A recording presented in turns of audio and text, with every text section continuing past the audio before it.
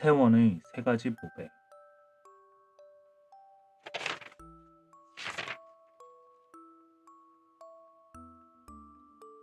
전하는 말에 의하면 산서 태원이란 곳에 무가지보로 세상에 널리 알려진 세 가지 보배가 있다고 한다.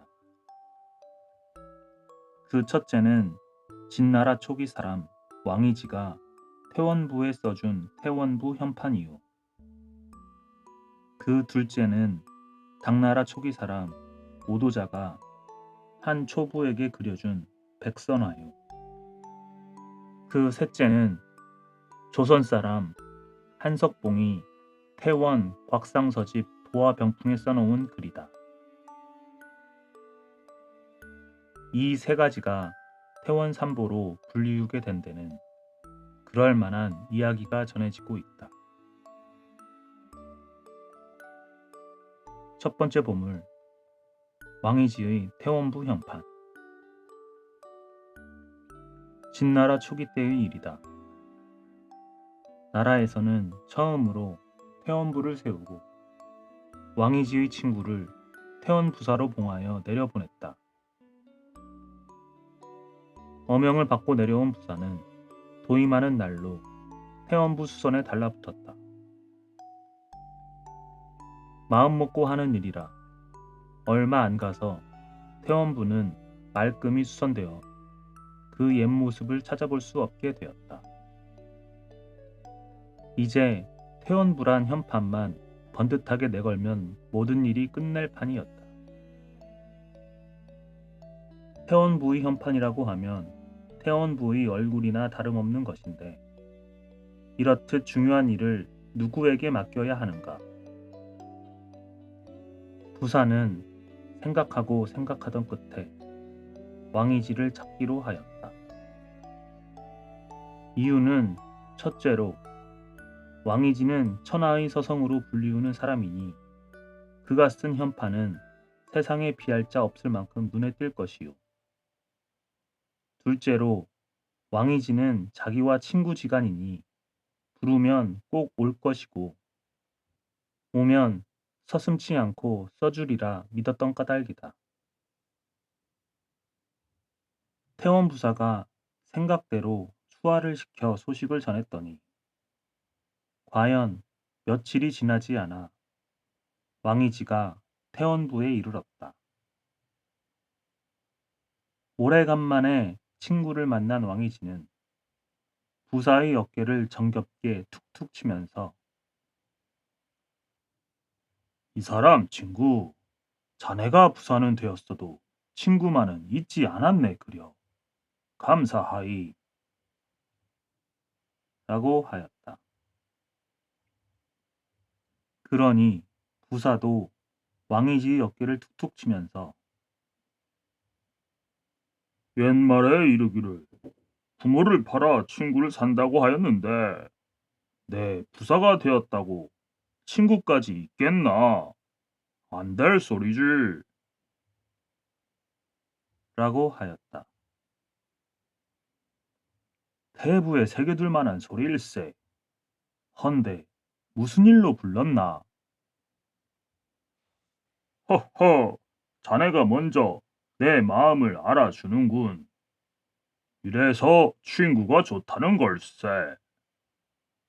아무튼 이번 걸음은 내가 부른 것이니까 내 청을 한 가지만은 들어주어야겠네. 왕이지 쪽에서 먼저 자기를 찾은 사연을 물으니 부사는 마침 잘 되었다고 엎딩김에 절을 했다. 자네도 알지만 난 태원부에 처음으로 도임한 부사가 아닌가. 그러니 태원부에 편액부터 눈에 띄게 걸어놓고 정사를 옳게 다스릴 작정이네. 그 현판을 자네가 꼭 써줘야겠네. 그렇게 하세. 왕이지는 한마디로 선선히 대답했다. 그런데 웬일인지 왕이지는 도무지 붓을 들렴도 안 했다. 하루가 가고 이틀이 다 지나도록 술상에 앉아 그저 그동안 친구 간에 그립던 회포만 잔뜩 늘어놓을 뿐이었다. 사흘째 되는 날, 부사는 더 참을 수 없어 무슨 일이 있더라도 꼭 현판만은 씌우리라 마음을 먹었다. 그런데 조반을 치르자 부사가 말을 꺼내기도 전에 왕이지 쪽에서 먼저 말을 꺼냈다. 이 사람 친구, 내 오늘은 그 현판을 써야겠네. 원 사람도 그것부터 써놓고 놀았다면 얼마나 통쾌했겠나. 난 은근히 속을 태웠네. 하하하, 내 친구의 속심을 모르는 바 아니네. 하지만 글이라는 건 한 가지 생각을 하고 써야지 여러 가지 생각을 하고 써서는 안 되는 법이네. 내 머릿속에 그립던 친구의 생각이 꽉 차 있는데 그런 생각을 가지고 어떻게 붓을 들겠나. 한 이틀 회포를 풀고 나니 이젠 생각이 한 곳으로 흐르니 어서 먹을 가져다 주게. 부사가 두말 없이 거북 면적에다 먹을 갈아 넣으니 왕이지는 필랑에서 큼직한 붓을 꺼내 들고 먹물을 듬뿍 찍어 현판을 쓰기 시작했다. 이때 부사가 슬쩍 왕이지의 눈을 보니 눈에서 전기가 돌아 빛을 뿜는데 빛을 뿜는 눈길이 붓끝에 어려 있고 붓을 든 손을 보니 전신의 힘이 다 그 손에 몰켜 있는 듯 했다.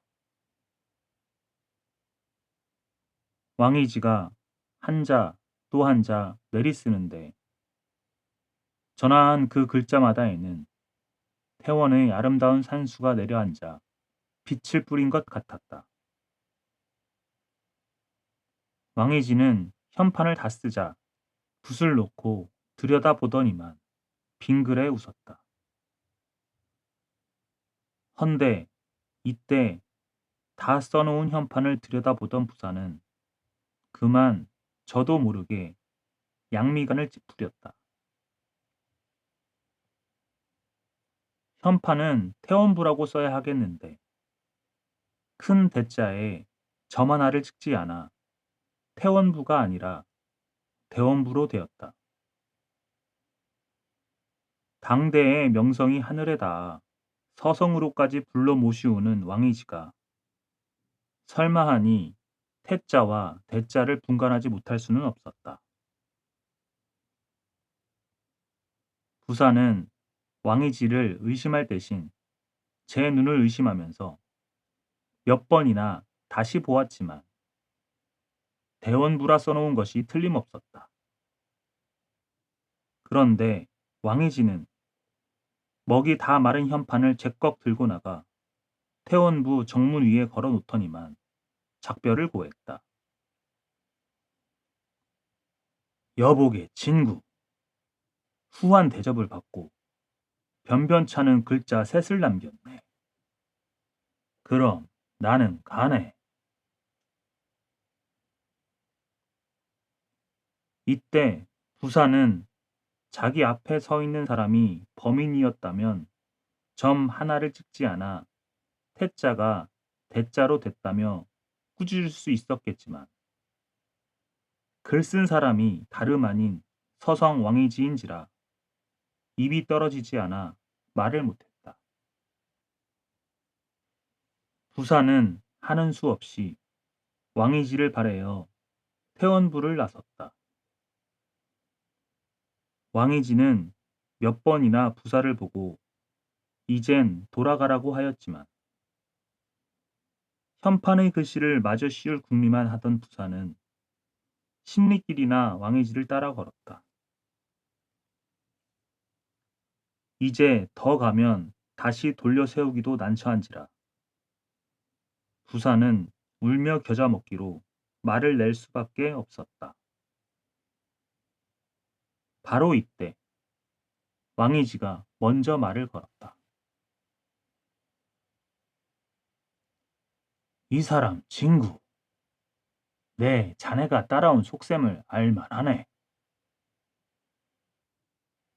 말을 마친 왕이지는 걸음을 멈추고 획 돌아서더니 필랑에서 먹물이 채 마르지 않은 붓을 꺼내어 태원부 쪽으로 획 뿌렸다. 왕이지가 뿌린 붓이 엥 소리를 내며 태원부 쪽으로 화살같이 날아갔다. 이 사람 친구, 이건 대체 어인 일인가? 하하, 내가 그만 대원부로 써놓고 왔으니 점 하나를 더 찍어야 태원부가 될 게 아닌가. 그래서 붓을 던져 점 하나를 마저 찍어 놓았네. 이젠 마음 놓고 돌아가세. 부사는 한편 기쁘기도 했지만 너무도 뜻밖의 일이라 저도 몰래 한마디 물었다. 아, 그게 정말인가?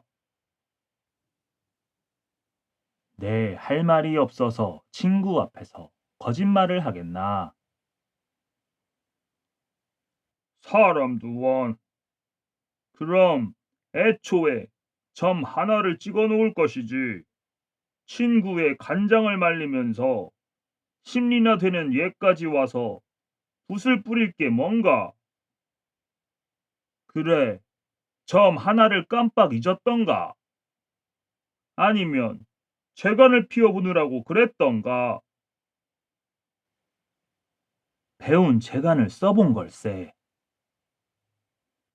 붓을 던져 글을 쓴다는 소리는 내 평생 처음 듣네. 아마도 신선한테서 배웠나 보이. 아닐세. 떡을 구워 파는 아낙네들한테서 배운 걸세. 왕이지는 그 재간을 익힌 자초지종을 부사에게 이야기했다. 한 번은 왕이지가 배고파 한 떡집에 들어갔다. 그런데 무심결에 볼라니 그 떡을 구워 파는 부인들의 재간은 실로 하늘이 굽어볼 만하였다. 세 부인이 일하고 있었는데 집안에서 떡을 미는 부인이 납작하게 떡을 밀어서 보지도 않고 획 던지면 그 떡이 떡 굽는 부인의 기름가마 위에 그 모양 그대로 뚝 떨어지고 떡 굽는 부인이 그 떡을 구워서 보지도 않고 허공 중에 흩뿌리면 그 떡 역시 그 모양 그대로 저자에서 떡 파는 부인의 떡그릇에 떨어지는데 떡 파는 부인은 보지도 않고 한 손으로 돈을 받으며 한 손으로 떡을 쥐어주건만 떡 개수가 하나도 차나지 않았다. 그리하여 왕이지가 그 재간에 찬탄을 표했더니 한 부인이 하는 말이 과찬의 말씀이지요.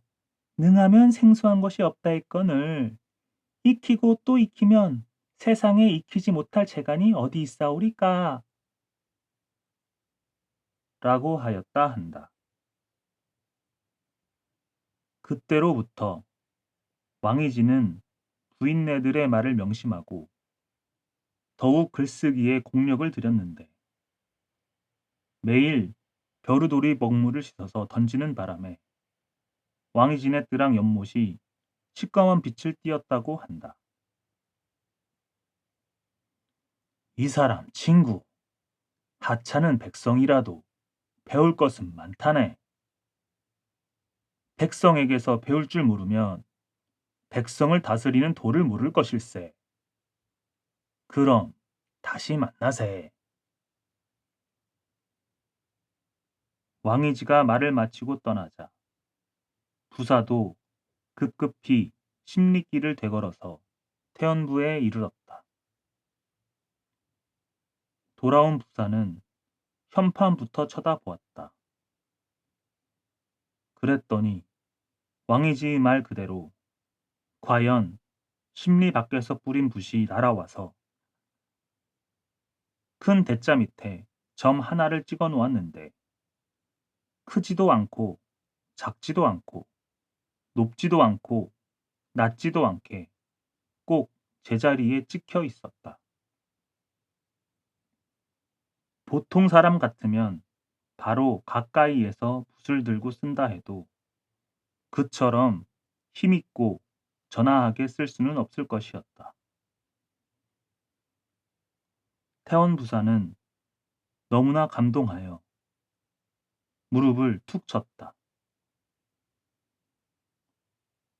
과연 서성의 재간이로다. 후세에 길이 전할 만한 글이로다. 무족지연 비천리라고 발 없는 말이 천리를 가서 하루 새에 이 소문은 태원 바닥을 들었다 놓았고 무족지연 비천리라고 발 없는 말이 천리를 가서 하루 새에 이 소문은 태원 바닥을 들었다 놓았고 며칠이 지나지 않아 온 나라를 휩쓸어 왕이지가 써놓은 태원부 현판을 보러 오는 사람이 날마다 구름 모이듯 하였는데 후에 이 태원부 현판은 태원부의 보배로 되었다 한다.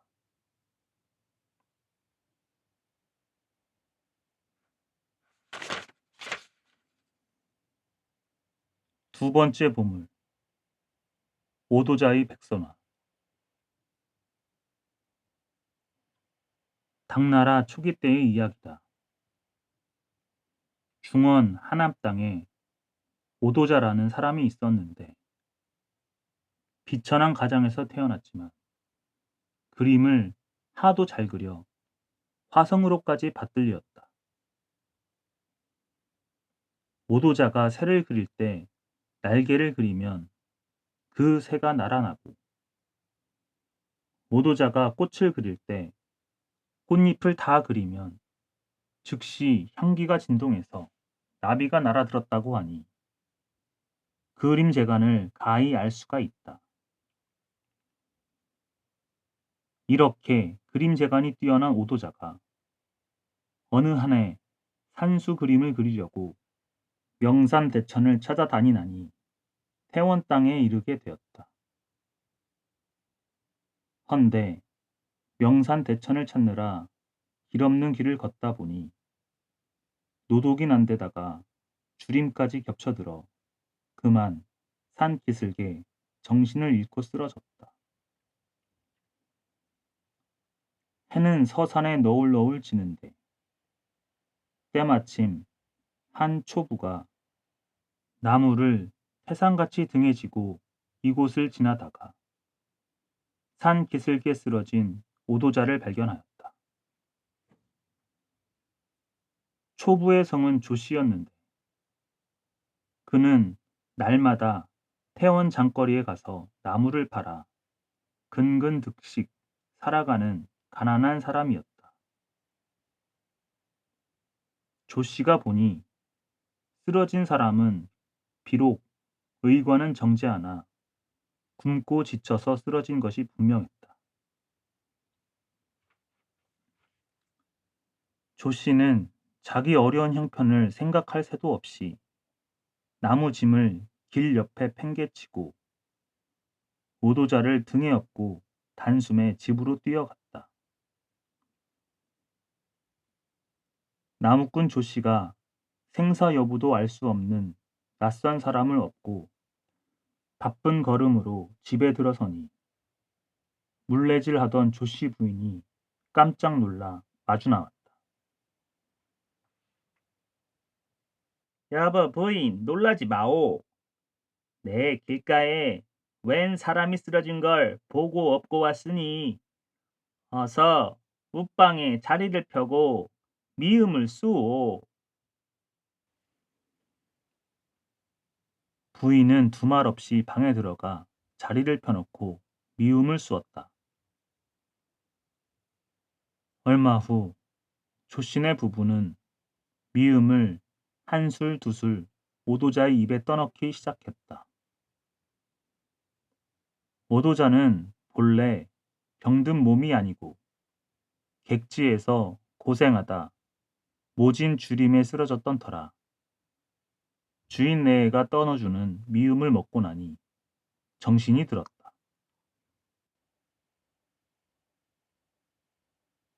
아이고 손님 살았구만유. 살았수다. 오도자 방안을 살펴보니 비좁은 방안도 생소한 곳이요. 사람도 생면부지의 낯선 사람들이었다. 여보시오, 당신은 누구시며 여기는 어디시오? 예, 소인은 나무장사 조씨옵고 이 사람은 제 아내올시다. 누추한 방이나마 허물지 마시고 옥체를 구하옵소서. 내 굶고 기진해서 길가에 쓰러진 것이 분명한데 마음이 비단 같은 임자가 날 구했구려. 세상에 이렇게 고마울 때라구야. 오도자는 감격에 목이 메어 더 말을 잇지 못하고 눈물만 떨구었다. 이튿날 오도자는 조신의 집을 떠나려 했지만 원기가 회복되지 못한 데다 조씨가 극성스레 만류하는 바람에 눌러앉고 말았다. 그런데 보리 저녁 때쯤이 되니까 조씨가 고깃괭이를 들고 벙글거리면서 돌아왔다. 어제 길가에 벗어놓은 나무짐을 지고 태원 장거리에 가서 쌀과 밥 구워 왔던 것이다.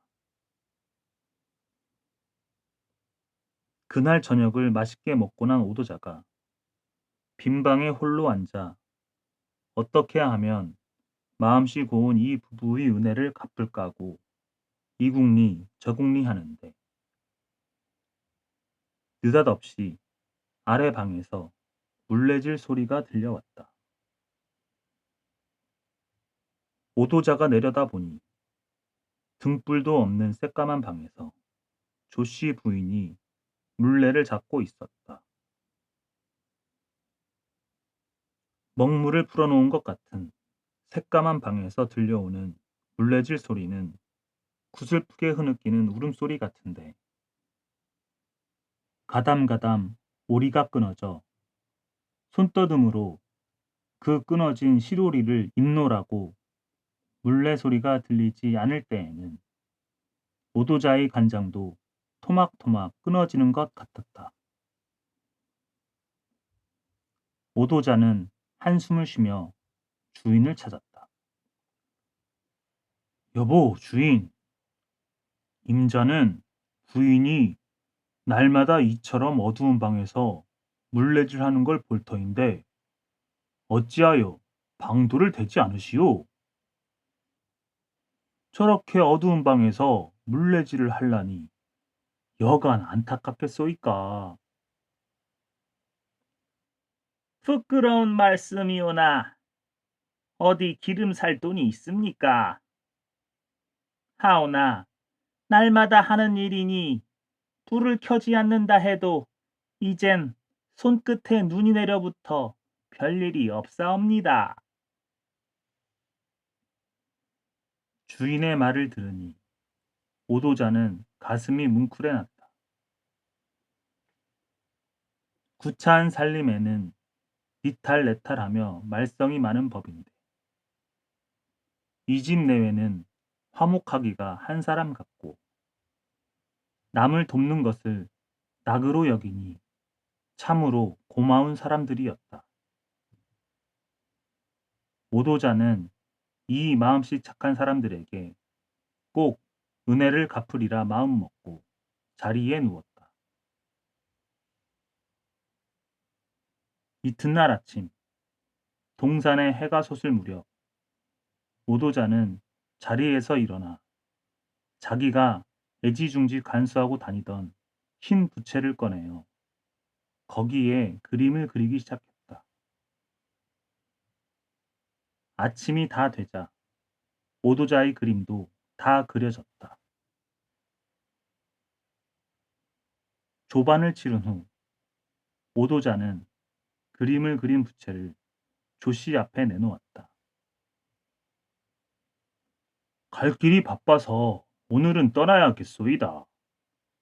사경에 처한 사람을 구해준 그 은혜 갚을 길이 없사옵니다. 그림 한 장을 그려 올리니 받아주시오. 부인께서 밤마다 물레질을 할 때 부채를 펼쳐놓고 일하면 어두운 고생을 하지 않으리다. 오도자는 생명을 구해준 일이 고맙다고 주인에게 허리 끊어지게 절하고 조신의 부부는 오도자가 그려준 그림을 받아들고 고맙다고 코가 땅에 닿도록 절하였다. 어느새 하루 해도 다 가서 서산에 해가 뚝 떨어지고 이윽하니 어둠이 내리덮였다. 조씨 부인은 전과 다름없이 설거지를 마치고 물레 앞에 앉았다.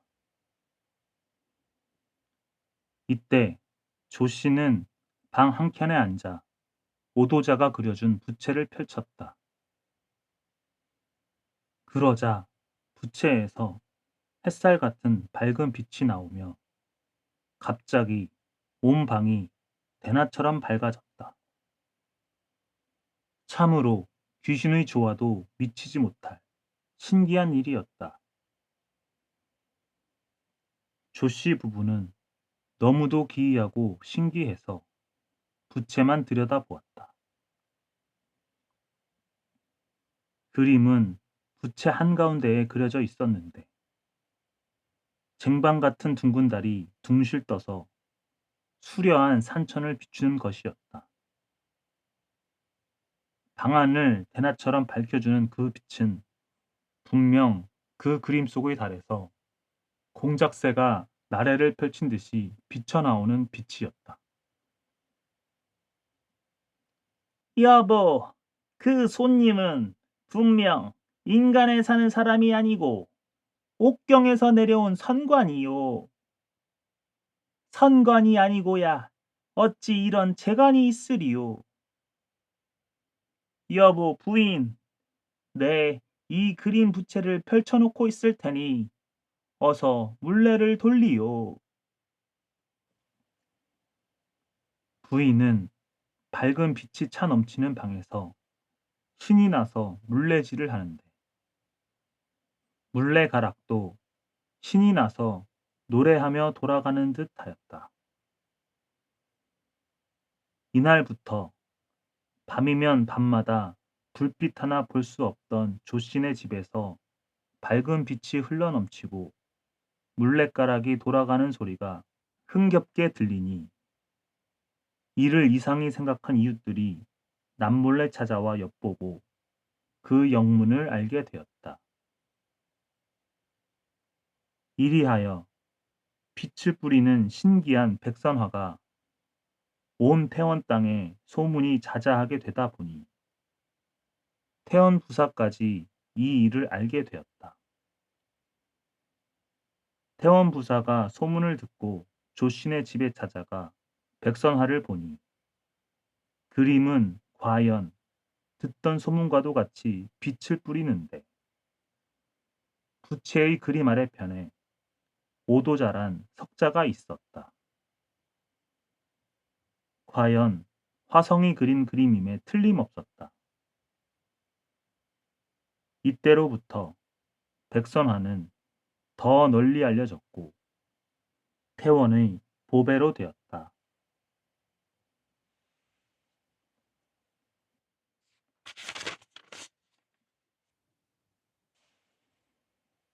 세 번째 보물, 한석봉의 도화병풍서. 명나라 초기 때의 이야기다. 조선에 천하명필로 이름을 떨친 한석봉이라는 사람이 있었는데 글재간이 얼마나 훌륭했던지 중원 땅에까지 소문이 미쳐 태원 삼보와 더불어 아름다운 이야기가 전해지고 있다. 한석봉은 세상에 태어나자 떡국 장사를 하는 홀어머니 슬하에서 고생스레 자라났다.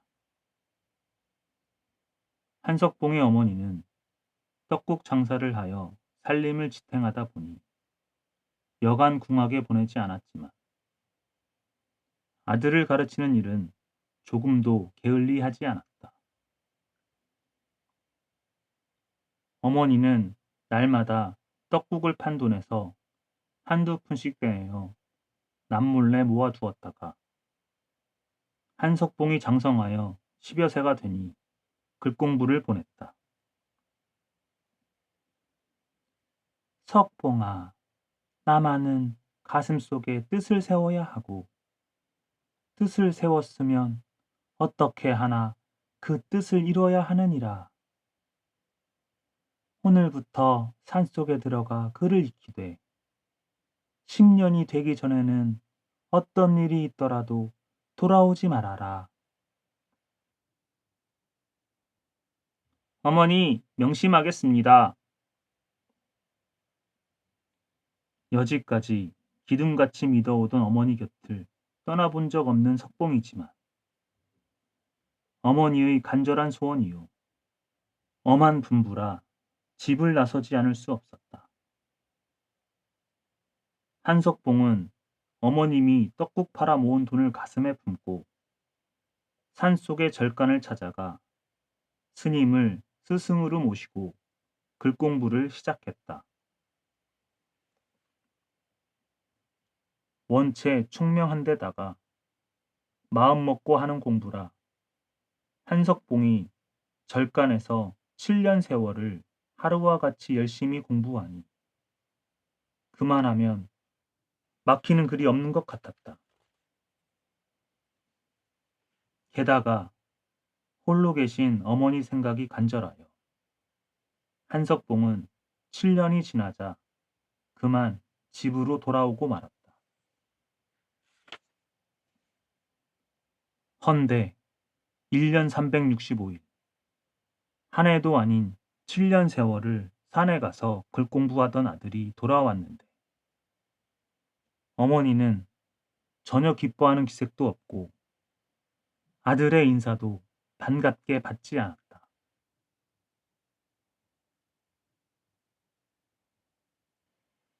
이날 밤 어머니는 촛불을 밝혀놓고 아들을 불렀다. 석봉아, 지필묵을 가지고 이리 와 앉거라. 한석봉이 지필묵을 가지고 와 자리를 찾아 앉자 어머니는 칼 도마 위에 떡국대를 올려놓으며 말하였다. 나는 떡국 장사를 하는 사람이니 떡국대를 썰고 너는 글 공부를 하는 사람이니 글을 쓰거라. 우리 둘이 어디 재간을 비겨보자. 말을 마치자 어머니는 촛불을 훌 불어 껐다. 어둠 속에서 어머니가 떡국대를 써는 칼 도마 소리가 딱딱딱딱 고르롭게 들렸다. 이윽고 칼 도마 소리가 뚝 멎더니 어머니가 물었다. 석봉아, 다 썼느냐? 네, 다 썼습니다. 그럼 불을 켜고 보자꾸나. 불을 켜고 보니 어머니가 썰어놓은 떡국대는 한 칼로 썰어낸 듯 가뿐하고 고른데 한석봉이 써놓은 글은 크고 작고 빗들고 뒤범벅이 되어 있었다. 어머니는 한석봉이를 호되게 꾸짖었다. 석봉아, 보았느냐? 네 재간이 한갓 떡국 장사 애미의 재간보다도 못하거늘 어찌 글을 익혔다고 하겠느냐? 이 길로 돌아가 공부를 마치고 오너라. 한석봉은 아무 대꾸할 말도 없었다. 그 밤으로 한석봉은 산속의 절간으로 다시 돌아갔다. 이때부터 한석봉이는 낮에 밤을 이어가며 날마다 글쓰기를 배우는데 촛불을 끄고 재간을 비기던 그날 밤의 전경을 눈앞에 그려보면 졸음도 가셔지고 두 팔에 힘이 솟곤 하였다. 공든탑이 무너지려고 이처럼 10년 공부를 마저 끝내니 한석봉의 글씨 재간은 출중하게 뛰어나서 얼마 지나지 않아 명필 김정희와 더불어 조선 서예계의 쌍벽을 이루게 되었다. 한석봉이 이처럼 명성을 떨치니 자연 중원에까지 그 이름이 알려져 중국의 문인치고 그를 모르는 사람이 없게 되었는데 마침 어느 한해 한석봉이 명조 태원에 가 며칠 머무르게 되었다. 한석봉이 태원에 왔다는 소문이 퍼지자 문인들이 너도 나도 그의 글씨를 보려고 서두는데 그 중에서 곽상서라는 사람이 맨 먼저 그를 찾아왔다. 존성 대명 듣고 찾아와 배우니 어려운 대로 저의 한 가지 청을 들어주옵소서. 존성 대명이라니 송구스럽소이다. 세상 사람들이 나를 명필이라고 하오나 실은 왕이지 스승님과 안진경 스승님의 서풍을 배운 사람으로 아직 학생에 불과하옵니다. 혐오의 말씀이시요. 그럼 무슨 청인지 어서 말씀하시오. 저희 집에 도화를 그린 병품이 있사온데 그림은 명하이오나 좋은 그림에 글이 없는 것이 흠이옵니다. 바라건대 서성의 손을 빌까 하오니 도화 병풍에 그 필체를 남겨주옵소서. 허허, 나를 보고 서성이라니 과분한 말씀이요. 하오나 소원이 간절하시다니 필체는 남기고 가오리다. 한석봉은 곽성서를 따라 그의 집으로 갔다. 가보니 곽상선의 너른 방에 펼쳐놓은 12폭 도화 병풍은 아닌 게 아니라 가관이었다. 그 병풍 만든 솜씨는 신선이 재간을 피운 듯 정교하기 그지없는데 병풍에 그려놓은 도화꽃을 보니 절세 가인의 웃음을 머금은 얼굴인 듯 참말로 보는 이의 눈을 현란케 했다.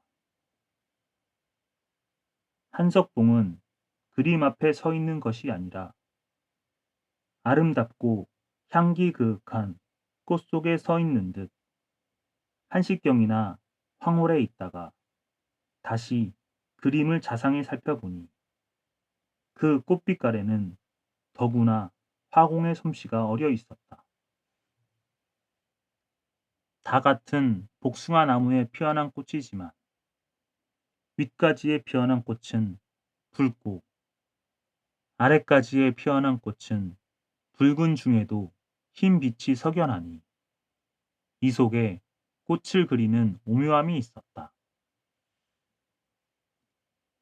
한석봉은 잠깐 눈을 감고 글귀를 더듬더니 뒤미처 피를 들어 도화 병풍에 이런 글을 써놓았다. 다 같은 도화원만 아래 위까지 빛깔 달라.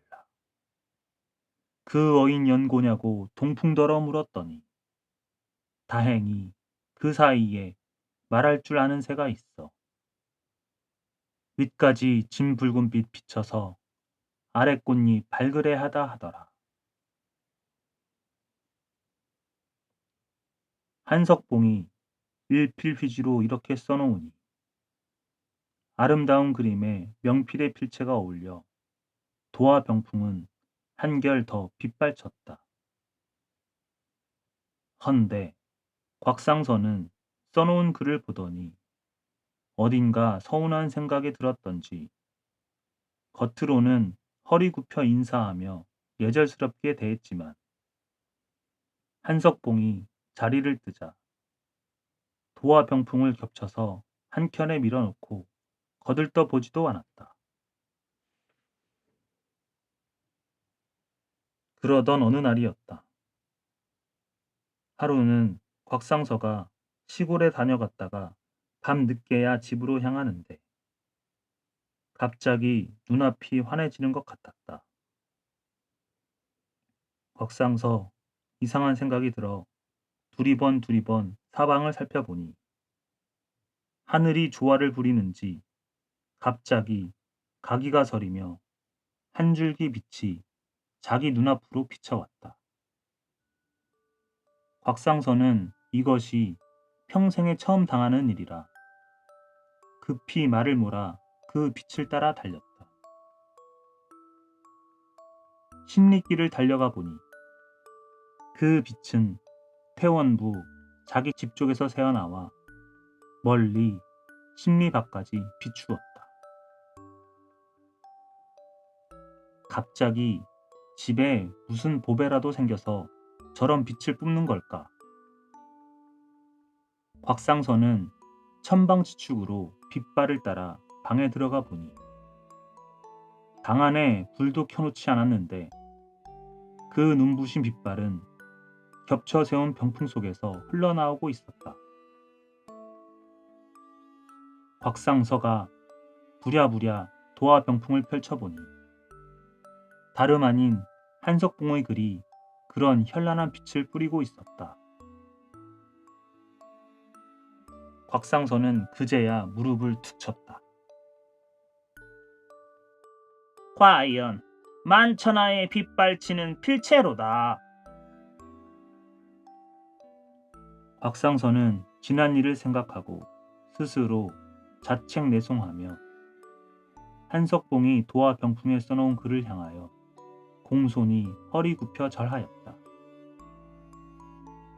그날부터 곽상서는 도화 병풍을 펼쳐놓고 하루에도 몇 번이고 그 빛발치는 글을 보고 또 보았다.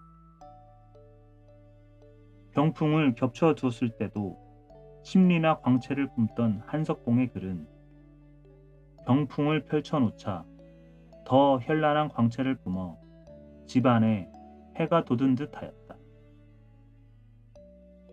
이 소문은 날개가 돋쳐서 온 중원 땅에 퍼졌는데 조선 사람 한석봉이 도화 병풍에 써놓은 글은 태원의 보배로 되어 이 아름다운 전설을 지금까지 전해주고 있다.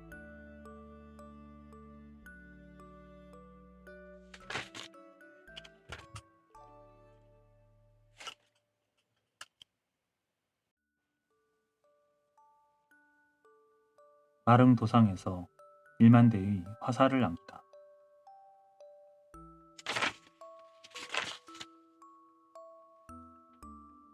중국 전국대에 있던 이야기다. 귀곡자라는 선생 문화에 손빈과 방연이라는 두 제자가 있었다. 손빈과 방연이는 총명이 초군하여 글도 뛰어나게 잘 하였지만 의리가 있고 정분이 아주 두터웠다. 어느 날 손빈과 방연이는 얼굴을 맞대고 앉아서 네가 먼저 출세하면 네가 나를 이끌어주고 내가 먼저 출세하면 내가 너를 이끌어준다. 고 굳은 언약을 맺은 끝에 이 약속을 어기는 날이면 아름도상에서 1만 대의 화살을 안겨 죽이자고까지 맹세를 하였다. 두 사람은 남모르게 이런 언약을 맺고 밤에 낮을 이어가며 일심으로 글 공부를 하는데 몇 년이 지난 뒤 방연이가 먼저 출세를 하여 위나라의 상장군으로 되었다.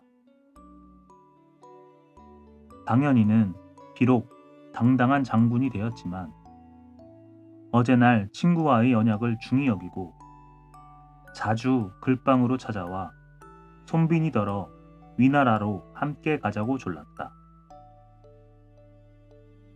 그럴 때마다 손빈이도 친구 방연이를 따라가서 함께 출세해 보고 싶은 생각이 불붙듯 하였다. 헌데 매번마다 귀곡 선생이 세상 모든 일이 때가 있는 법 이라고 하면서 극구 막아 나서는 바람에 손빈이는 방연이를 따라가지 못하였다. 그러니 손빈이는 엄한 스승 앞이라 가자는 말도 못하고 그저 벙어리 냉가슴 앓듯 하며 속만 썩이었다. 이렇게 얼마간 지난 뒤 하루는 귀곡 선생이 조용히 손빈이를 불러 앉히었다. 손빈은 듣거라. 내가 오늘 너를 부름은 다름이 아니로다. 보아하니 네가 기어이 방연이를 따라가 출세할 생각을 버리지 않는 것 같으니 나도 이제는 더 막을 수 없구나. 정 가겠으면 가되 내가 시키는 대로 땅에 우물 파고 100날 동안 햇빛을 피하여 그 속에 들어가 있다가 100날이 차거든 속에서 나와 그를 따라가야 한다. 꼭 이렇게 해야 한다. 알겠느냐? 알겠사옵니다. 귀국 선생은 본래 방연의 사람됨을 잘 아는지라 손빈의 앞날을 크게 걱정하여 때가 되기 전에는 손빈을 방연에게 가지 못하게 하려고 이런 방도를 댄 것이었다.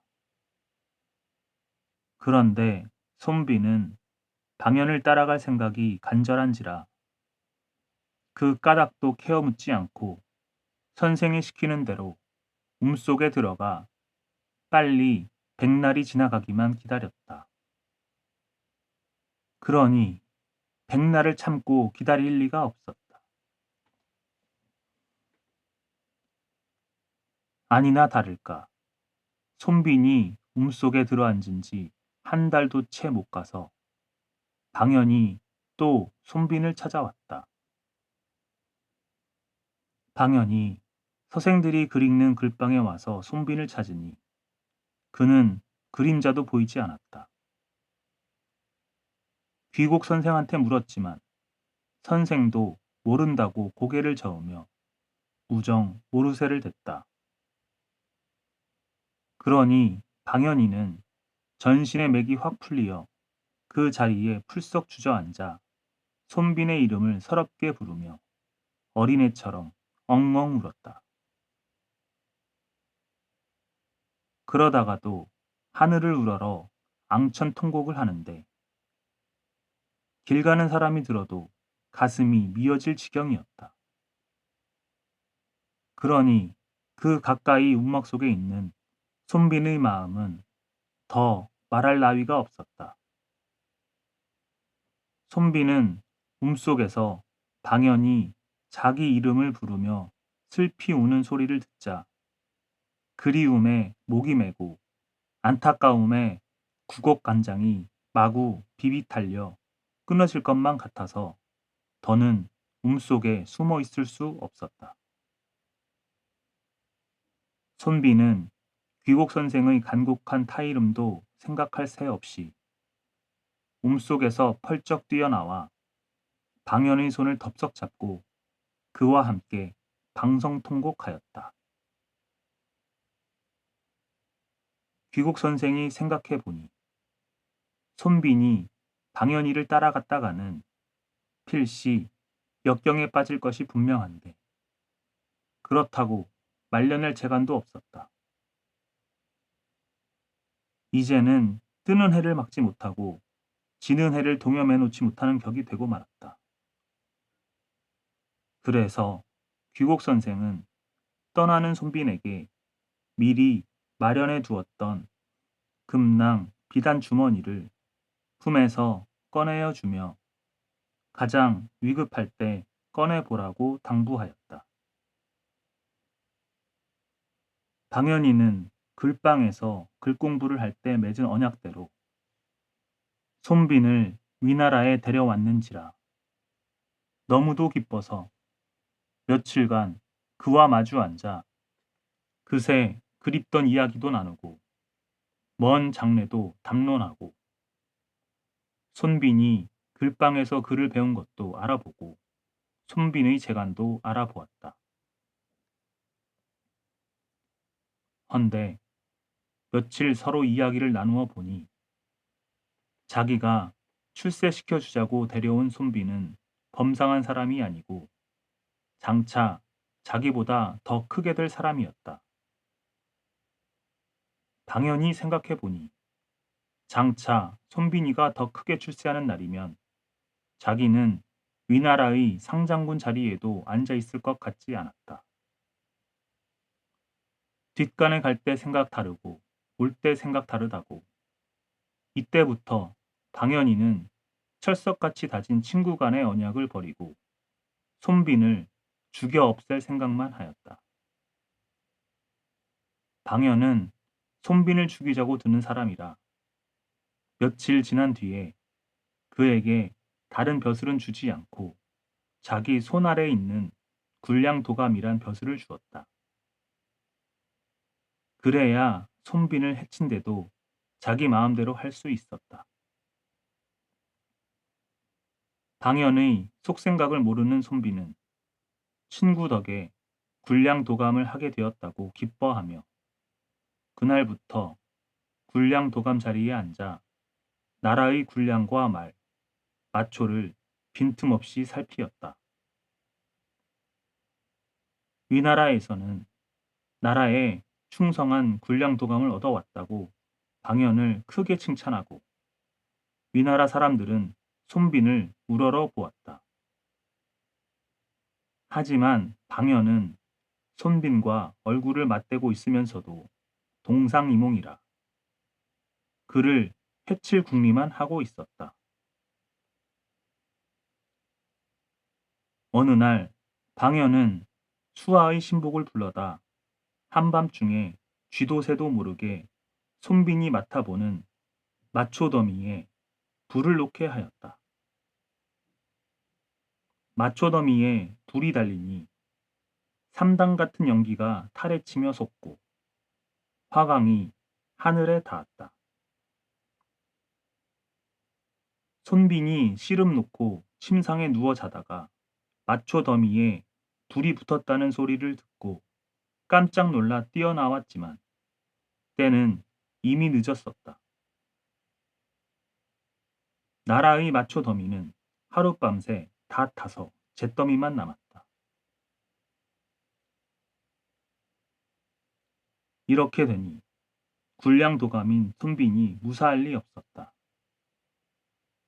방연은 자기가 남몰래 꾀한 일이지만 마초더미가 다 탔다는 소리를 듣자 이게 어디 될 법이냐고 새길내길 펄펄 뛰면서 굴량도감의 귀를 낮추겠으니 당장 손빈을 잡아오라고 불호령을 내렸다.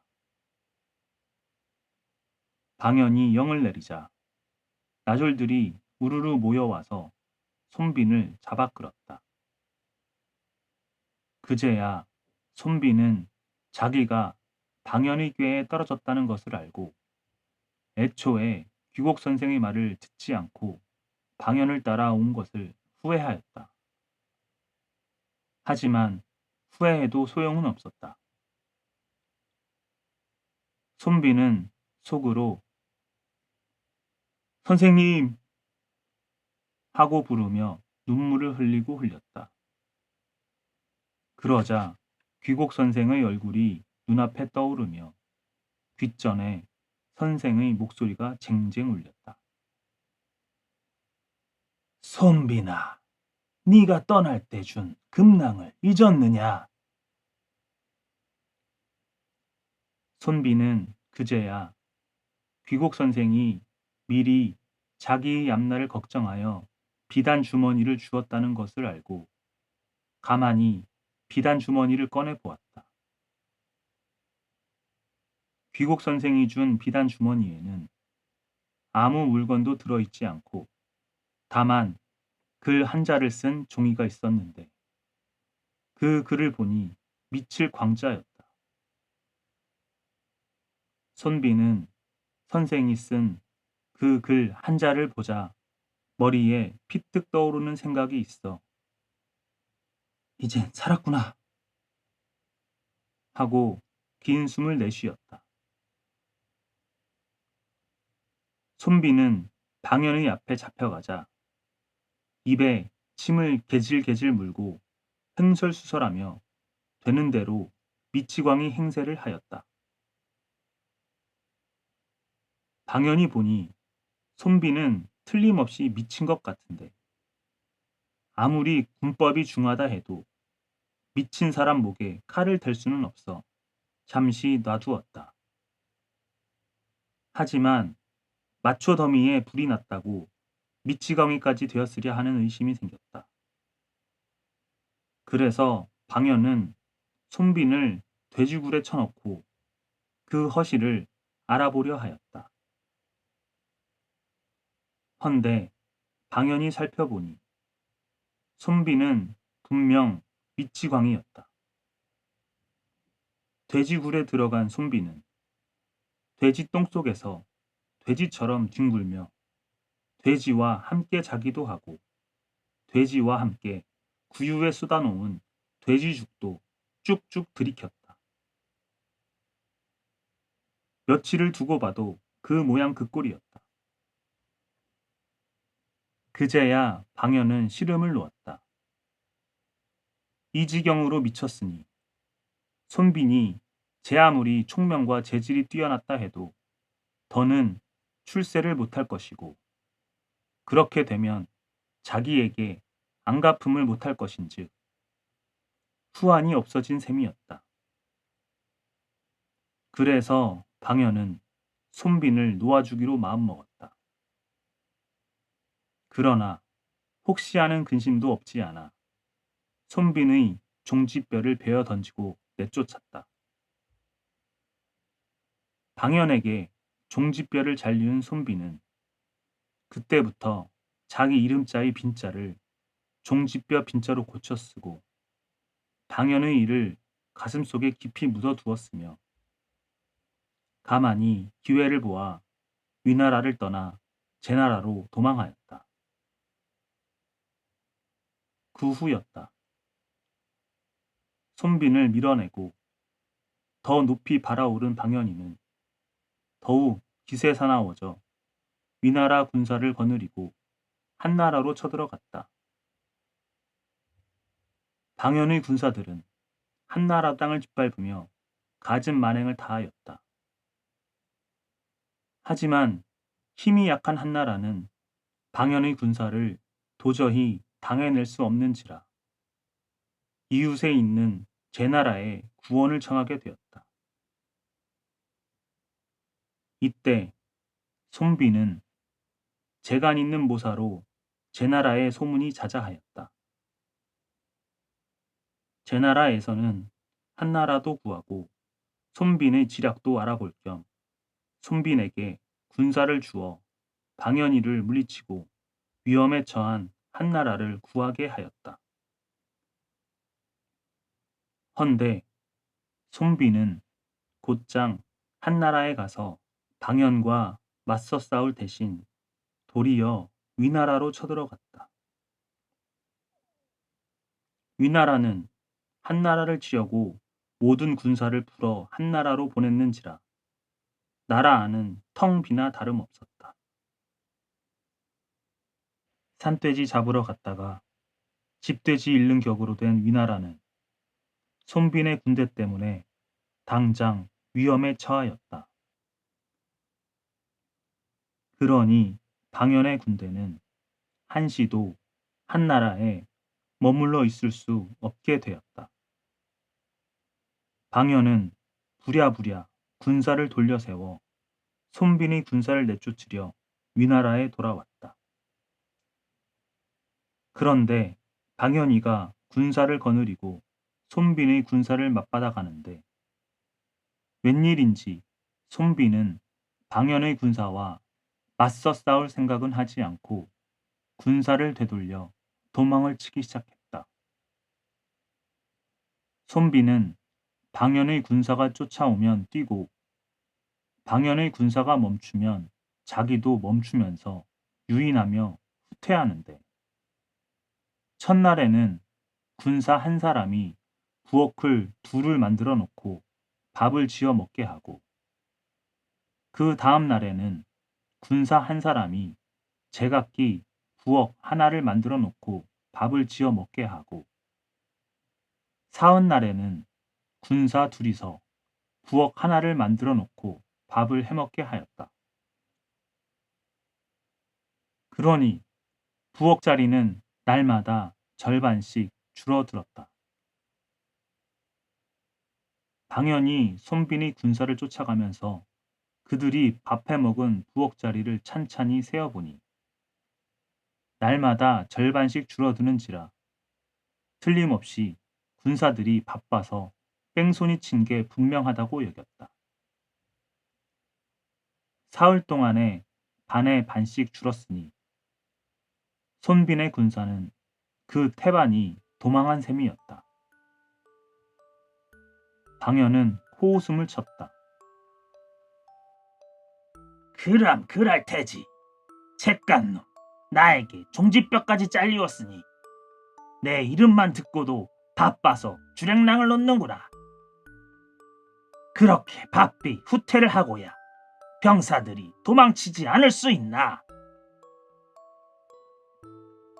방연은 이젠 때가 됐다고 생각하고 바싹 손빈의 뒤를 쫓았다.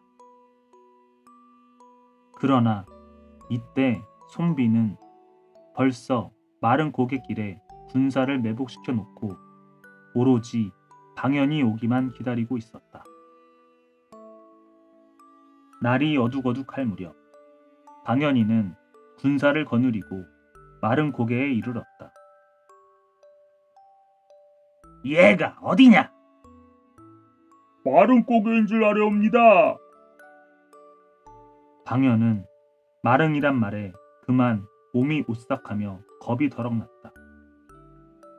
그래서 주위를 살펴보는데 길가에 웬 나무 팻말이 서 있는지라 고갯길에 다가가 보니 그 나무 팻말에 백목으로 방연이 죽을 곳이 이 나무 팻말 밑이다 라는 뜻의 방연사 처차수화 7글자가 쓰여져 있었다. 그제야 방연은 손빈의 계책에 끌려든 줄 알고 황망히 몸을 피하려 했지만 때는 이미 늦었다. 손빈의 길만 군사가 쏜 화살이 일제히 날아와 방연의 몸에 박히었다. 손빈은 이와 같이 예전에 맹세한 대로 언약을 지키지 않은 방연에게 마릉 도상에서 1만 대의 화살을 안겨 죽여버렸다 한다.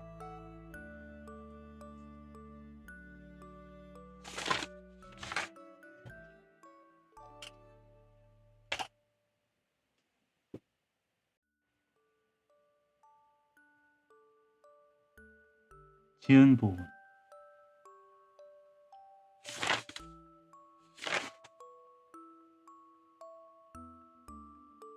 당나라의 한 시에는 이런 구절이 있다. 고소성박 한산사의 야반 총소리 객선에 이르네. 절간에서는 아침과 저녁으로 절의 문을 열고 닫을 때 종을 치는 일은 있지만 한밤중에 종을 치는 일은 없다. 그런데 어찌하여 야반 종소리 객선에 이르네 라는 식구가 생겨났는가 하는 데는 그럴 만한 이야기가 있다. 옛날 한 과객이 집을 떠나 처처 길을 가는데 한 곳에 이르니 까투리 한 마리가 푸드득하고 하늘 공중에 날아올랐다가는 또 길을 쓰고 제자리에 내려앉곤 하였다. 그런데 한 번도 아니요 여러 번을 번번이 날아올랐다가는 또 그 자리에 날아내리는 것이 앞만 봐도 심상치 않았다. 길손이 이상히 생각하여 가까이 가보니 비록 말 못하는 날짐승의 일이지만 까투리의 처지가 헉이나 위급하였다. 구렁이란 놈이 새끼를 까려고 알을 품고 있는 까투리와 그 알을 먹으려고 빙빙 둘러 진을 치면서 독을 쓰는 바람에 까투리가 날아가지도 못하고 알을 지키느라 길을 쓰고 있는 판이었다. 까투리는 후대를 잇자고 고생스레 알을 품고 앉았는데 구렁이란 놈은 제 배만 채우겠다고 잡아먹으려 드니 참으로 괘씸하기 짝이 없었다. 에이, 못된 놈의 짐승 같으니 어디 내 손에 죽어봐라. 길소는 굵직한 나무를 꺾어 구렁이를 쳐 죽이고 까투리와 까투리 알을 보호해 주었다. 그랬더니만 까투리는 너무도 고마워 길손의 머리 위에서 뱅뱅 날아돌더니 다시 내려앉아 알을 품었다. 길손은 까투리를 구해주고 또 길을 걸었다. 헌데 가고 가다 나니 산중 무인 지경에 이르렀는데 해는 어느새 서산에 떨어지고 날이 어둑어둑해졌다. 길소는 밤이 되니 무섭기도 하고 근심스럽기도 하여 무인 산중이기는 해도 혹시 하룻밤 자고 갈 집이 없나 하여 사방을 살피며 걸어가는데 마침 그리 멀지 않은 곳에서 등불빛이 깜빡깜빡하였다. 길소는 너무도 반가워 불이 버쩍 나게 달려가서 주인을 찾았다. 주인님, 계십니까? 예, 누구시와요? 문을 방긋이 열고 나오는 걸 보니 꽃 같은 여자였다. 주인을 찾는데 남자 소리는 없고 여인이 나와 맞는 걸 보니 필시 여자밖에 없는 집이었다. 그러나 길소는 이러저러한 것을 가릴 형편이 못 되었다. 길소는 공손히 사정 이야기를 했다. 보아하니 바깥분은 안 계신 것 같사온데 산중에 다른 인가라고는 찾을 길이 없사오니 하룻밤 묵어가기를 청합니다. 네, 어디로 가는 길손인지 노곤하시겠는데 누추한 집이나마 어서 들어오세요. 여인의 말소리는 부드러웠다. 길손이 너무도 반가워 여인을 따라 집 안에 들어서니 집에는 과연 다른 사람이란 없고 그녀뿐이었다. 그러나 저러나 집이라고 찾아드니 한시름 놓이는지라 길손은 후 숨을 내쉬고 방에 올라가 앉았다. 길손이 점잖게 방에 앉아 있노라니 얼마 지나지 않아 그 꽃같은 여인이 저녁상을 차려가지고 들어왔다. 많이 잡수세요. 너무도 고마운 일이라 길손은 저도 모르게 여인의 얼굴을 빤히 쳐다보았다. 그런데 그 여인이 빨간 입술을 놀리며 말하는 걸 피뜩 보니 그 여인의 혀가 몇 가닥이나 되었다. 아뿔싸, 잘못 걸려들었구나. 길손은 그만 가슴이 섬뜩해 나며 수저를 들 생각도 나지 않아 그저 앉아만 있었다. 하지만 그 여인이 혀를 홀락거리며 자꾸 권하는 바람에 하는 수 없이 수저를 드는 채 하는데 그 여인이 길손을 보고 물었다. 손님께서 오늘 길을 오시다 뭘 보신 게 없나요? 길손은 그 여인이 알고 묻는 것 같아서 거짓말을 꾸며댈 수도 없었다. 길손은 다른 수가 없어 오다가 구렁이를 쳐 죽이고 까투리를 구해준 이야기를 대충 했다. 그랬더니 그 꽃같은 여인이 대바람에 얼굴이 새파래지더니 눈에 불을 켰다. 흥! 알고 보니 네 놈이 내 남편을 죽인 놈이로구나. 잘 만났다. 내 너를 잡아먹고 남편의 원수를 갚으리라. 꽃 같던 여인은 눈 깜짝할 새에 흉측한 구렁이로 변하더니만 주홍 같은 입을 쩍 벌리고 시꺼먼 혀를 날름거리며 길손을 덮치려 들었다. 가만히 앉아 있다가는 찍소리 한마디 못하고 구렁이의 뱃속으로 들어가는 판이었다. 36개의 주랭랑이 으뜸이라고 길손은 허다닥 자리를 차고 일어나 문을 지르고 번개같이 내뛰었다. 길손은 살겠다고 앞에서 죽기 내기로 뛰고 암구렁이는 길손을 잡아먹겠다고 뒤에서 입을 짝 벌리고 쫓았다. 이렇게 쫓거니 쫓기거니 하며 얼마나 뛰어갔는지 모르는데 갑자기 앞에 큰 강이 가로놓여 뛸래야 더 뛸 수도 없게 되었다. 스르륵 스르륵 구렁이가 당장 뒤쫓아와서 길손을 잡아먹게 되었다.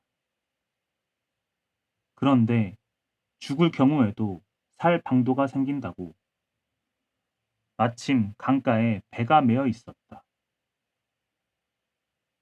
길손은 번개같이 배 위에 뛰어올라 숨을 헐떡이며 사공을 보고 구원을 청했다. 사람 살리시오. 구렁이가 날 잡아먹으려고 쫓아옵니다. 어서 강을 건네주시오. 길손은 다급하게 구원을 청하는데 뱃사공은 하고 땅이 꺼지게 한숨을 내쉬더니 길손을 보고 말했다. 사정을 들어보니 죽는 사람은 구해져야 하겠는데 이 배는 한산사의 종소리가 나야 떠나지 종소리가 나지 않으면 떠나지 못한답니다. 참으로 딱한 일입니다. 길소는 뱃사공의 말을 듣자 너무도 기가 막혀 그만 그 자리에 풀썩 주저앉았다. 한밤중에 한산사에 종이 울릴 리 없으니 이제는 꼼짝 못하고 죽었구나. 그런데 바로 이때 천만다행으로 한산사의 종각에서 땡, 땡 종소리가 들려왔다. 종소리가 나니 뱃사공은 길손을 싣고 강을 건넜다. 이렇게 되어 사경에 처했던 길손은 구원되었다. 구살생으로 살아난 길손은 그 이튿날 어느 고마운 사람이 종을 쳐서 자기를 구해줬는가를 알아보려고 한산사로 찾아갔다. 한산사에 가보니 종각 밑에 대가리가 터진 꿩 3마리가 죽어 있었다. 꿩들이 길손의 은혜를 알고 그 은혜를 갚느라고 한밤중에 한산사의 종을 머리로 박아서 울리고 머리가 터져 죽었던 것이다. 사람들은 이 일을 두고 지은 보은이라는 이야기를 후세에 전했는데 당나라의 한 시인이 이 이야기를 듣고 자기의 식구에까지 써 넣었다고 한다.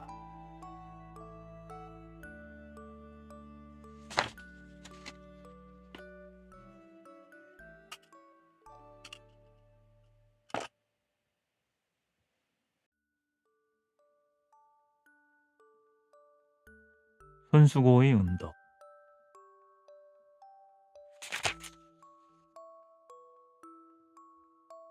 옛날 손수고라는 9살에 나는 아이가 있었는데 그는 홀로난 어머니 슬하에서 자랐다.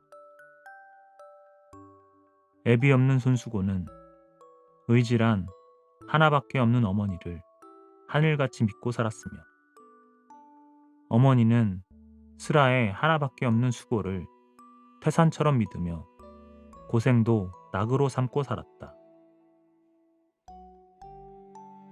한여름의 어느 날이었다. 이날따라 어머니는 집에서 배를 짜느라 밭에 나가지 못하고 수고 혼자서 밭에 나가 김을 메고 집으로 돌아오게 되었다.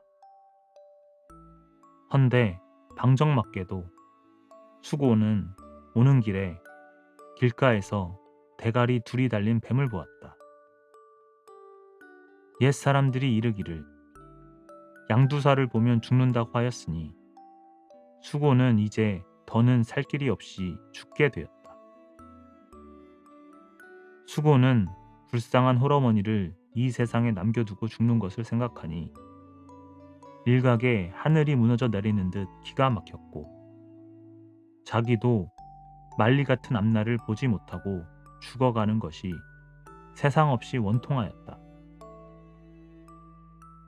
양두사는 주홍 같은 시뻘건 입을 벌리고 새까만 혀를 날름거리며 좀처럼 물러가지 않았다. 수고는 자기는 기왕 죽게 된 사람이라 생각하니 겁날 것도 없었다. 그는 입술을 깨물고 무엇인가 생각하더니 지체 없이 길가에선 굵직한 나무를 무지끈 꺾어서 사정없이 양두사를 내리쳤다. 양두사는 호된 매를 얻어맞고 꾸불떡거리더니 죽어버렸다. 수고는 호미로 땅을 깊숙이 파고 천하 몹쓸 놈의 양두사를 땅속에 묻어버렸다. 나이 어린 손수고는 양두사를 땅에 묻어버리자 이제는 죽더라도 사랑하는 어머니나 보고 죽자고 종주먹을 쥐고 달려가서 아이고 어머니 하며 어머니 품에 안겨서 슬피슬피 울었다. 어머니는 금이야 오기야 하는 하나밖에 없는 아들이 갑자기 품에 안겨 구슬프게 울어대니 애비 없는 자식이라 누구한테 업심이라도 받은 줄 알고 말없이 속으로 눈물을 삼키며 어린 아들의 등을 쓰다듬어 주었다. 그런데 아들은 더더욱 서럽게 울기만 했다. 이때 어머니 생각하니 필유곡절이라 수고의 등을 쥐어 흔들며 그 연유를 물었다. 수고야, 너 대체 어찌된 일이냐? 누구한테 듣지 못할 소리라도 들었느냐? 아니, 아니. 그럼 누구한테 억울한 매라도 맞았느냐? 아니, 아니. 이것도 저것도 아니면 대체 무엇이냐? 어서 말해라. 어머니 속을 태우지 말고. 어, 어머니, 밭에서 오는 길에 길가에서 양두사를 보았어요. 어머니, 난 이제 어머니 품에서 죽어요. 아, 아니, 뭐야? 너 그게 정말이냐? 아이고. 어머니는 그만 된 몽둥이에 호되게 얻어맞은 사람처럼 아이고 하는 소리와 같이 아들을 품에 안은 채 정신을 잃고 말았다. 어머니도 양두사를 보면 죽는다는 소리를 한두 번만 듣지 않았다. 어머니는 아들을 꽉 껴안은 채 그만 돌 사람이라도 된 듯 했다. 그러자 수고가 울음을 그치고 어머니를 쥐어 흔들었다. 어머니, 어머니 왜 이러세요? 정신 차리세요, 어머니. 난 그놈의 나쁜 양두사를 때려잡아서 땅에 파묻고 왔어요. 그러니 수고가 이렇게 말하며 어머니를 쥐어 흔들자 어머니가 눈을 떴다. 수고는 눈물 어린 눈으로 자랑스럽게 어머니를 쳐다보았다. 너, 너 정말 그놈을 잡아서 땅에 묻어버렸느냐? 그랬어요. 어머니, 나는 이미 양두사를 보았으니 죽는 몸이나 그놈을 살려두면 다른 사람들이 또 그놈을 보고 죽지 않겠어요? 그래서 잡아서 영영 이 세상에 나오지 못하게 땅에 묻어버렸어요. 어머니는 사랑하는 아들 수고를 으스러지게 껴안았다. 예, 수고야. 너는 참으로 훌륭한 내 아들이로구나. 어서 울음을 그쳐라. 남모르게 어진 덕을 쌓는 사람은 양두사를 보아도 쉽사리 죽지 않는단다. 장하다, 장해. 네가 그놈의 양두사를 잡아서 땅에 묻어버렸으니 이제 다시는 그놈의 양두사를 보고 죽는 사람이 없게 되었다. 네가 어진 덕을 쌓아 만 백성들의 근심 한 가지를 털었구나. 과연 어머니의 말대로 손수고는 양두사를 보았지만 남모르게 어진 덕을 쌓은 탓으로 죽지 않았다. 수고는 그 후 어머니를 모시고 잘 살았는데 대가리 둘 달린 양두사도 이때부터 영영 없어져 버리고 다시는 이 세상에 나타나지 않아 백성들도 한시름을 덜고 살았다 한다.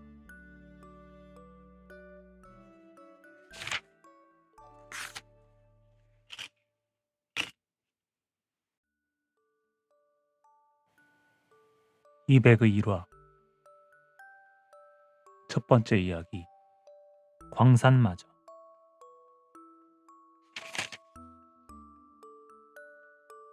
이백이 어린 시절에 글 배울 때 이야기다. 그때 나이 어린 이백이는 학문을 닦으려고 따뜻한 부모님의 슬하를 떠나 광산이라는 산속 서당방에 찾아가 글 공부를 하였다. 어린 나이에 나서 자란 집을 떠나 깊은 산속 서당방에 가서 학문을 닦는 것은 말하는 것처럼 쉬운 일이 아니었다. 어려운 글자도 한자 한자 익혀야 했고, 좋은 글은 10번이고 20번이고 읽어서 따로 외워야 했으며, 스승님이 내주는 숙제는 제때에 해 바쳐야 했다. 이미 배운 것도 어린 나이에 힘이 겨웠는데, 배우지 못한 글은 또 얼마나 되는지 알 수 없었다.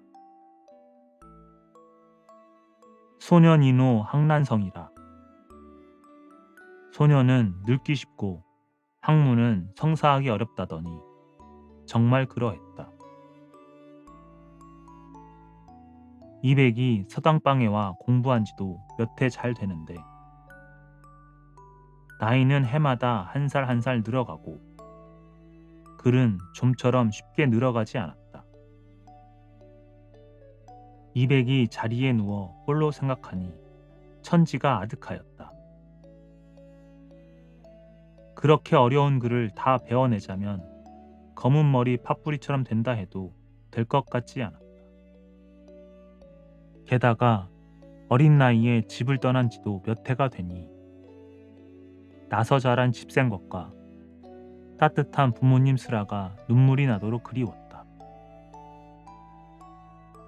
생각이 이처럼 흩어지니 글 공부도 제대로 되지 않았다. 어느 날 이백은 견디다 못해서 서당방 훈장 몰래 가만히 서당방에서 빠져나와 오금에 불을 일구며 집으로 향하였다. 이백이 서당방을 나와 강가에 이르렀을 때였다. 다리를 불끈 걷고 강에 들어서려는데 웬 할머니가 강변에 앉아 무엇인가 갈고 있었다. 할머니는 이백이를 보더니만 한마디 물었다. 보아하니 글 공부하는 서생 같은데 선생은 어디로 가오? 집으로 갑니다. 허, 글 공부하는 사람이 글 공부는 하지 않고 집에는 왜 가오? 이백은 가슴이 따끔했다. 그제야 찬찬히 보니 그 할머니는 늙어서 얼굴 주름이 거미줄 같고 흰 머리칼은 구름발 같았는데 넓적한 돌에다 팔뚝 같은 쇠공이를 썩썩 갈고 있었다.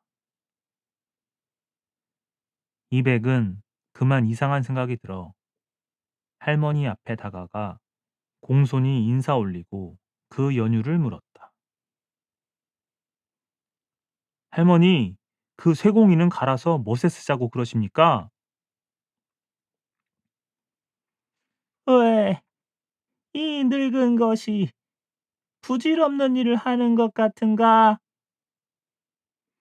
난 이 쇠공이를 갈아서 바늘을 만들어 쓰자고 그러네.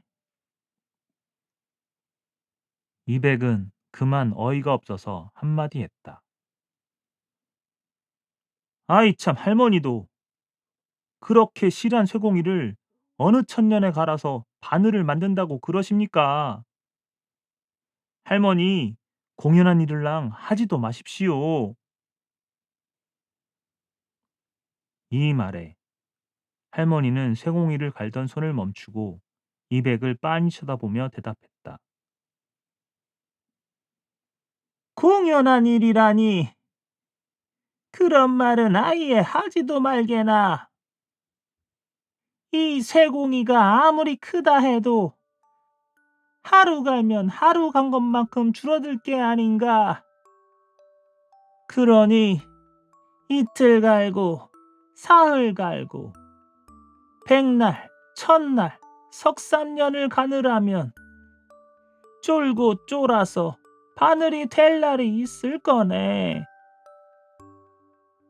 세상의 모든 일이 이와 마찬가지일세. 제 아무리 어려운 일이라 해도 마음만 먹고 일심으로 해나가노라면 못할 일이 없다네. 할머니의 말씀을 듣고 난 이백은 문득 깨닫는 바가 있어 할머니 앞에 꿇어앉아 넙적 절을 올리며 할머니 고맙습니다 하고는 오던 길로 되돌아 광산 서당방으로 돌아갔다. 이때로부터 이백은 강가에서 쇠공이를 갈던 파파 늙은 할머니를 생각하며 일심으로 항문을 닦았다. 이전에는 달 밝은 밤이면 창문으로 스며드는 달빛을 보고 집 생각과 부모님 생각을 하였으나 지금은 그 달빛을 빌어 글 공부를 하였으며 이전에는 반딧불이 반짝일 때마다 그것을 쫓아다니며 손뼉치고 놀았으나 지금은 반딧불을 잡아 모아 그 빛을 빌어가면서 일심으로 글 공부를 하였다. 이렇게 하루, 이틀, 백날, 천날, 석삼년을 글을 익히고 또 익히니 이백은 과연 훗날에 가서 천하를 떨치는 대시인이 되었다 한다.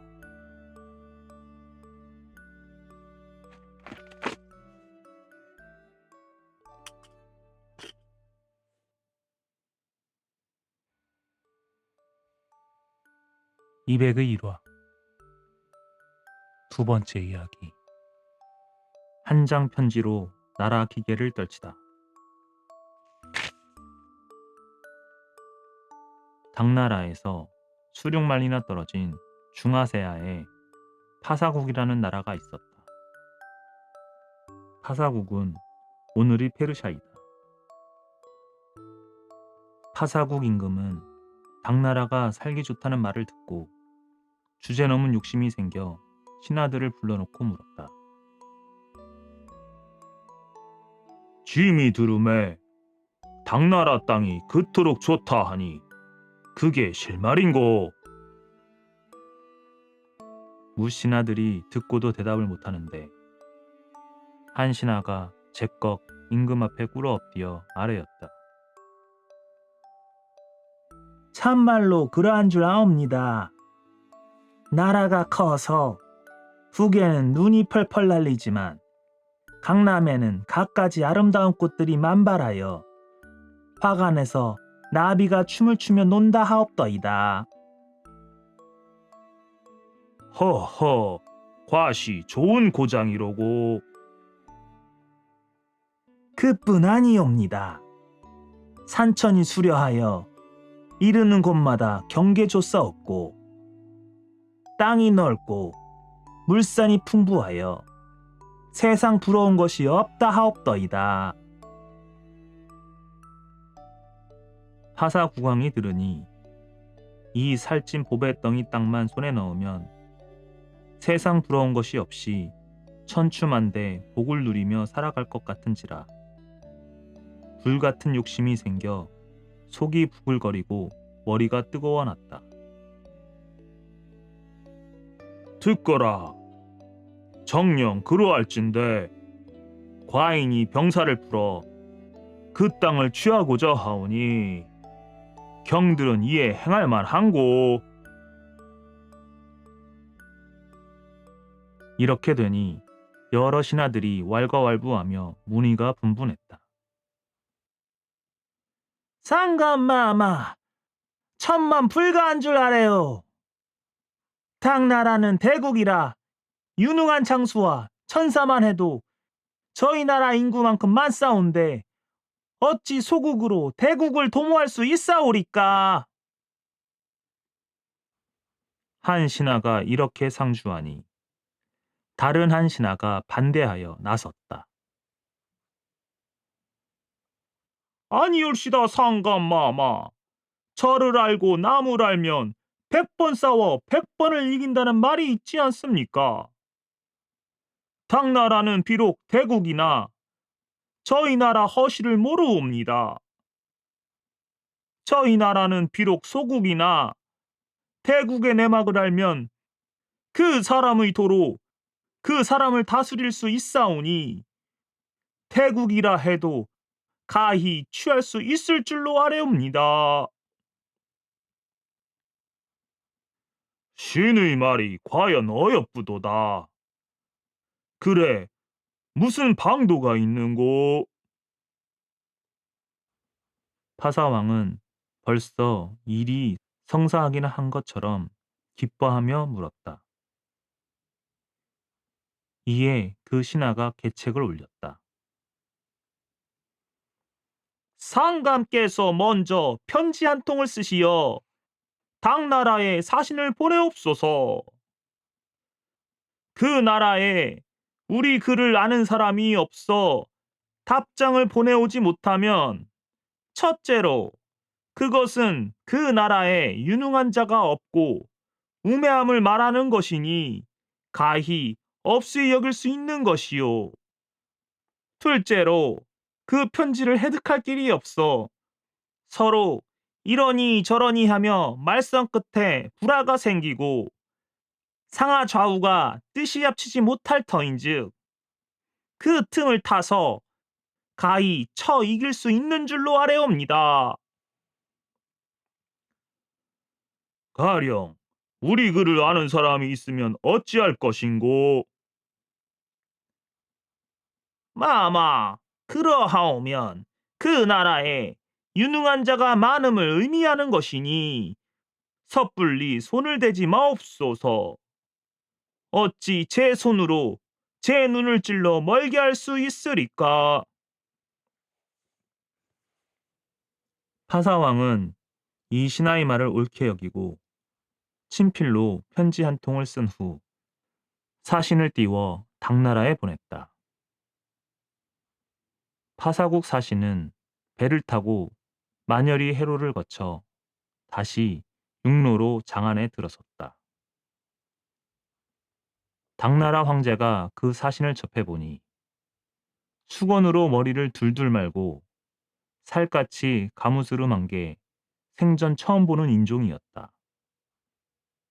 그러니 말도 통하지 않아 손신이용으로 어느 나라 사신임을 알아보는 수밖에 없었다.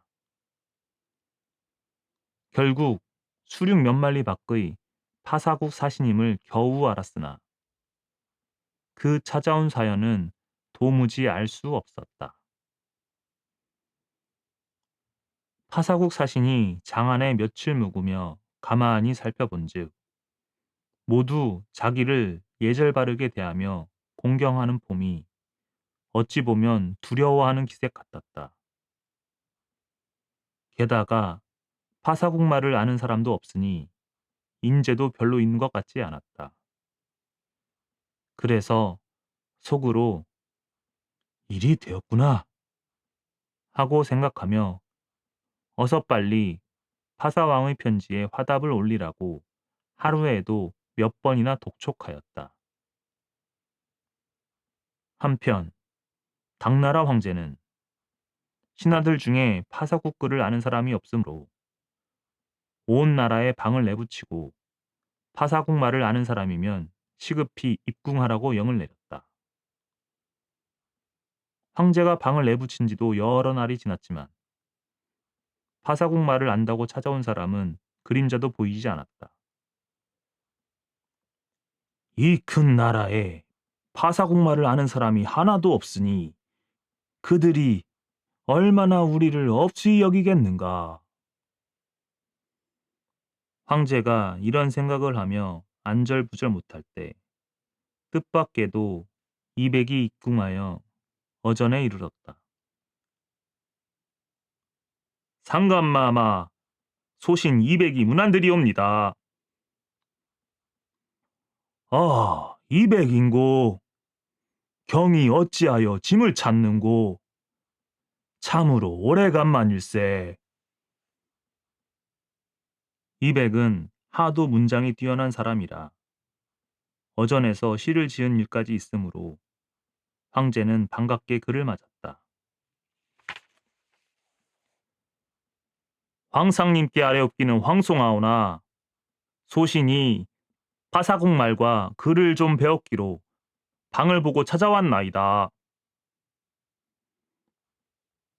황제는 이백이 파사국 말과 글을 배워 안다는 말을 듣자 희색이 떠돌며 물었다. 경은 언제 어디서 파사국 말을 배웠는고? 상감마마, 소신이 태어난 곳이 중하세아라. 어렸을 적에 그곳 파사국 말을 대강 배운 적이 있나이다. 장할시고, 그럼 여기 파사국왕이 보낸 서한 한 통이 있으니 어서 읽고 그 사연을 아뢰도록 하라. 이리하여 이백이 파사국 왕의 서한을 펼치고 읽어 내려가는데 한참 읽더니만 그 편지를 든 두 손이 부들부들 떨리고 얼굴에 노기가 가득 피어올랐다. 오만무례하기 이를 때였구나. 이백이 이렇게 한마디 내뱉으며 계속 읽어가는데 황제는 그래 뭐라 썼는고 하며 연신 재촉하였다. 상감마마, 너무도 욕된 말이라 차마 번지기조차 무색하오이다. 그런대로 이실직고 하렸다. 예, 파사국은 농업이 흥하고 항해업이 발전하여 지상천당과 같으나 다만 사람이 많고 땅이 적은 것이 흠이라 우리나라 땅을 잠깐 빌리면 함께 강성을 도모하겠다 썼나이다. 고약할시고 개미 회나무를 등대고 대국이라 뽐내는구려. 여봐라, 당장 과인이 시키는 대로 답장 편지를 써서 그 사신에게 주어 보내도록 하여라. 예, 분부대로 하오리다. 이백은 황상의 뜻에 쫓아 붓대를 휘둘러 파사국 글로 답장을 쓰는데 그 글씨가 어찌나 힘있고 꿋꿋한지 온 나라의 기상이 붓끝에 쏟아져 내린 듯 했다. 이백이 답장 편지 쓰기를 마치자 황제는 즉시 파사국 사신을 불러들여 호되게 꾸짖고 본국으로 돌려보냈다. 그동안 이제나 저제나 하고 기다리던 파사국 왕은 사신이 돌아왔다는 정가를 받고 급히 전당에 나가 좌정하였다. 그런데 그를 배하라는 사신은 똥 마치 설이 맞은 호박꽃잎이 되어 고개를 푹 떨구고 있었다. 그래, 간 일은 어찌 되었는고? 그 사신은 왕의 말에는 대답도 못하고 품속에서 답장 편지를 꺼낼 뿐이었다. 대왕마마, 답장서원이옵니다. 뭐시? 답장서원이라. 그래, 당나라에 우리 글을 아는 사람이 있더란 말이냐? 예, 있사옵더이다. 그래, 그 사람들이 뭐라고 하던 거냐? 답장 서한을 보시면 아시리다, 대왕마마. 당나라에 파사국말을 아는 사람이 있다는 말만 듣고도 벌써 초풍할 지경으로 놀란 파사국 왕은 답장 편지를 펼치자 가슴이 한 절반 얼어드는 것 같았다. 파사국 왕은 들을지라. 우리 대당국은 의리를 중히 여겨 사해를 벗삼았거늘 소국이라 하여 넘본 일이 없었노라. 허나 남이 나를 건드림은 주어도 용납 못할 바니 무엄한 파사국 왕은 명심하라. 대당국을 삼키려 함은 그대의 뜻이로되 왔다가 죽어 돌아가지 못함은 대당국이 그대에게 주는 형벌이리라.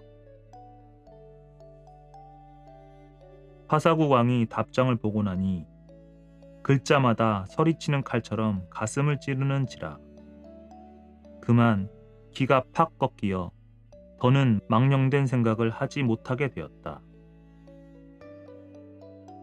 이 일이 있은 뒤 당나라 사람들은 상하를 물러나고 한 장의 편지로 나라의 기계를 떨친 이백을 두고 칭찬하더라 한다.